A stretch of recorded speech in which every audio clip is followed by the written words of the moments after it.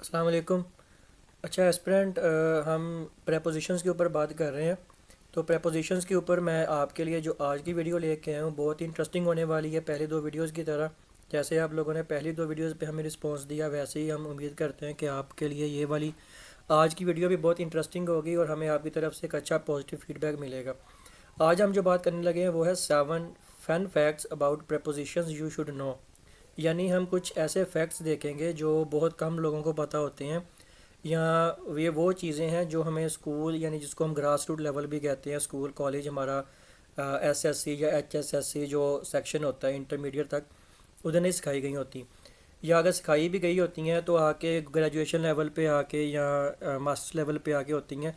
तो उसमें से भी बहुत सी चीज़ें ऐसी होती हैं जो कम होती हैं, जो हमें हमारी जो ग्रामेटिकल जो बुक्स होती हैं ग्रामर की, उसमें भी इतनी चीज़ें नहीं बताई गई होती।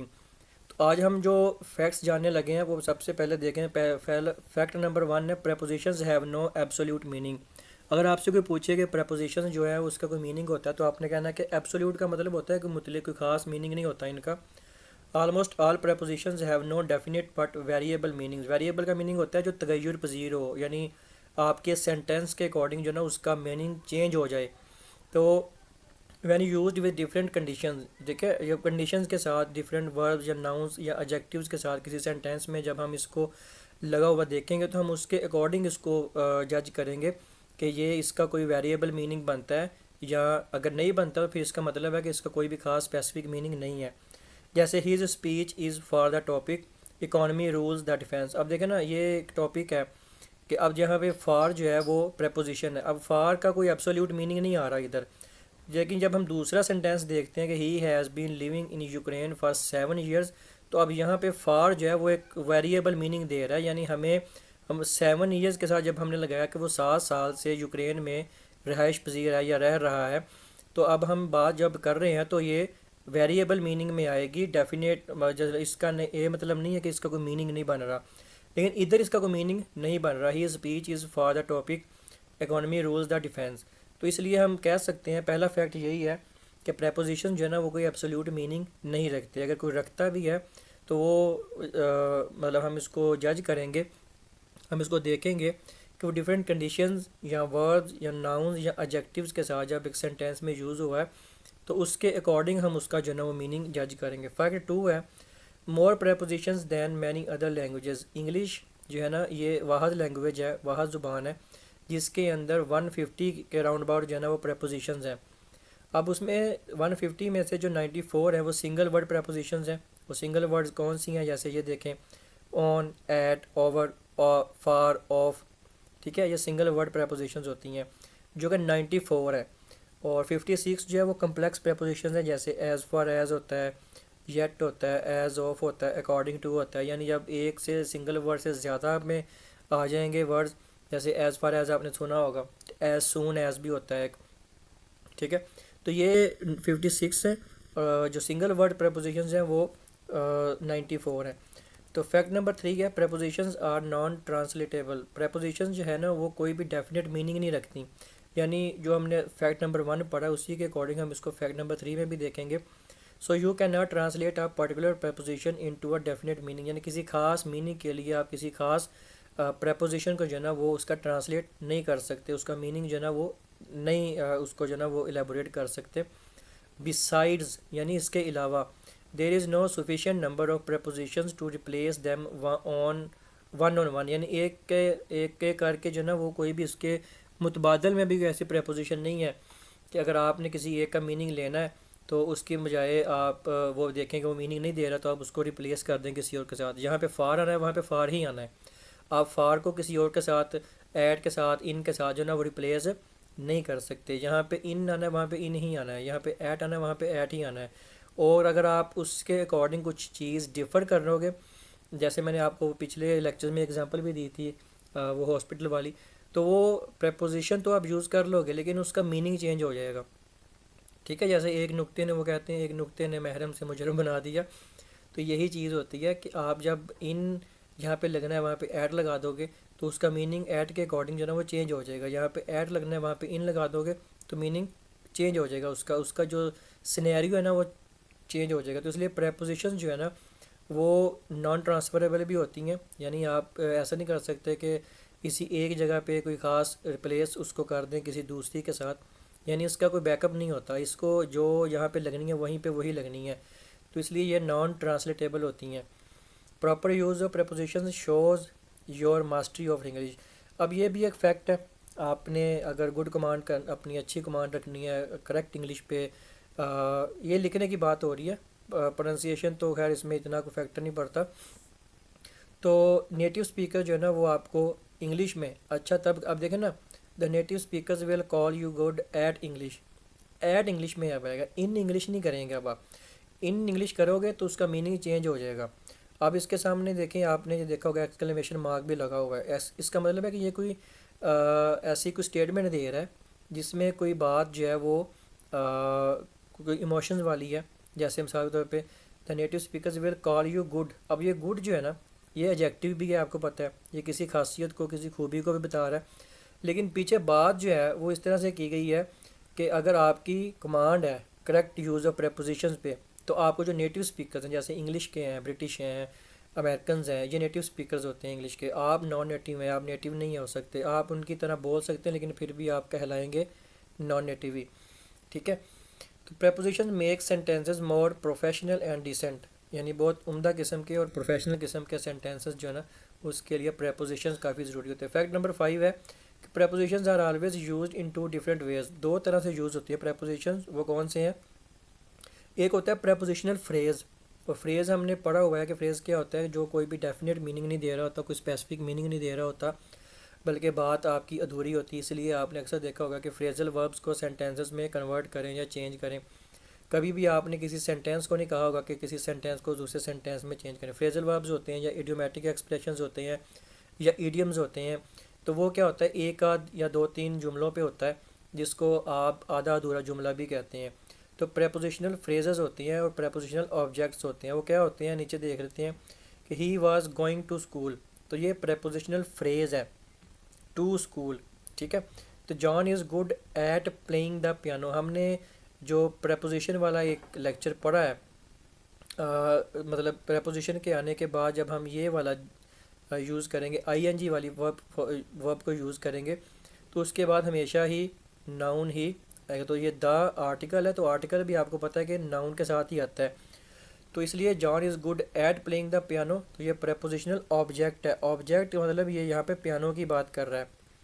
तो he was going to school, अब यहाँ पे ये बात जो है ना वो टू शो कर रहा है स्कूल की तरफ, कि वो स्कूल जा रहा है, जा रहा था, वाज लिखा हुआ, he was going to school, prepositional phrase. लेकिन जब आपने John is good at playing the piano बात की, तो इसका मतलब है कि यहाँ पे बात प्रपोजिशनल ऑब्जेक्ट की हो गई है।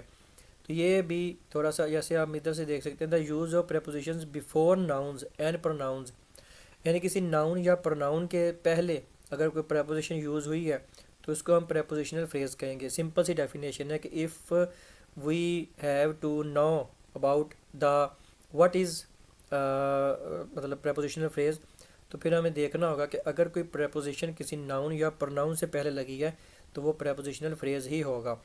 और अगर एडजेक्टिव्स या वर्ब्स, ठीक है, and after adjectives and verbs, अगर किसी एडजेक्टिव या किसी वर्ब के बाद लगी है तो फिर उसको हम प्रपोजिशनल ऑब्जेक्ट कहेंगे। अब ये देख सकते हैं आप, यहाँ पे स्कूल जो है वो नाउन है, ठीक है, the use of preposition before nouns and pronouns, तो ये स्कूल आप सभी को पता है कि क्या है, ठीक है। तो John is good at playing the piano, तो यहाँ पे ये देखें एक है एडजेक्टिव और एक है वर्ब, तो ये वर्ब है, ऐसी है ना, वर्ब की फोर्थ फॉर्म ही है ना आईएनजी वाली फॉर्म जो होती है। और हमें यह भी पता है कि आईएनजी वाली फॉर्म जब सब्जेक्ट का काम करती है तो वो जेरंड हो जाती है, तो यहाँ पे ये जेरंड नहीं है, ये वर्ब की फॉर्म है जो कि इस वक्त आईएनजी वाली लगी हुई, जिसको हम वर्ब की फोर्थ फॉर्म भी कहते हैं।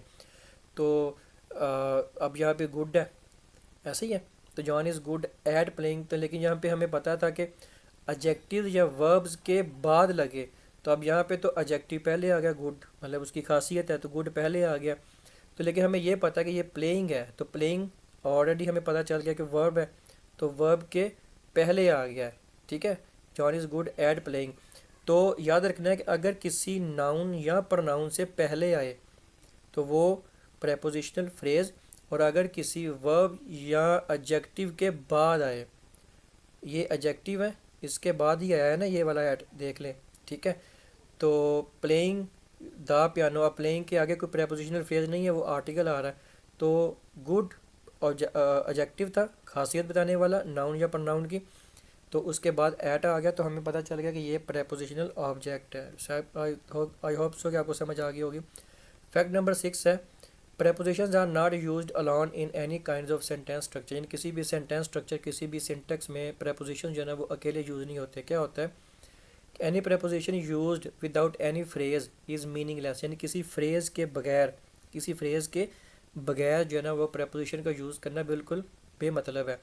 So learning any preposition alone without any phrase of a sentence is meaningless, यानी अगर आप prepositions को यूज़ करना चाहते हो, सीखना चाहते हो, लर्न करना चाहते हो, तो आप उसको किसी फ्रेज़ यानी सेंटेंस के किसी जुमले के बगैर उसको सीखना चाहते हो, तो फिर आपको समझ नहीं आएगी। आपको उसको हमेशा सेंटेंस के अकॉर्डिंग ही समझना पड़ेगा। जैसे हमने फैक्ट नंबर 1 और फैक्ट नंबर 3 देखा था कि कहाँ पे जो है ना वो हमें मतलब समझ आए कि ये वाला जो है प्रपोजिशनल, मैं आपको बता ही देता हूँ बल्कि, ये देखें, ठीक है, कि मतलब उनका कोई डेफिनेट मीनिंग नहीं है, बल्कि उसके लिए हमें पता चलना चाहिए। जैसे ये था फॉर द टॉपिक और living in Ukraine for 7 years, के मतलब डिफरेंट कंडीशंस, नाउन्स और एडजेक्टिव्स के अकॉर्डिंग जो है ना वो चेंज हो सकता है।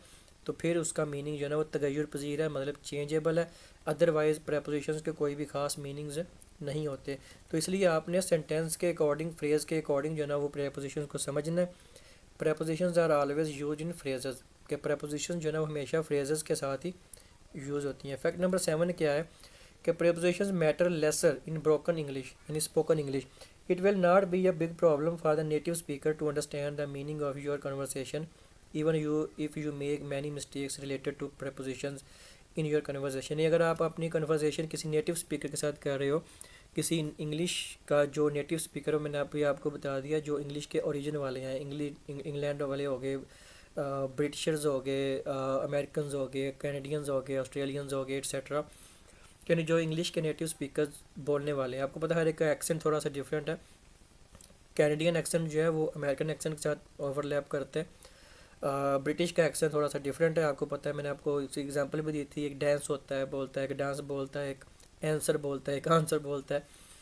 तो लेकिन अगर आप किसी नेटिव स्पीकर के साथ बात कर रहे हो और वो आप वहाँ पे अगर आप मतलब प्रेपोजिशनल कोई गलती कर देते हो ना, तो वो उसको समझ जाएगा, आपकी जो कन्वर्सेशन है वो उसको समझ जाएगा।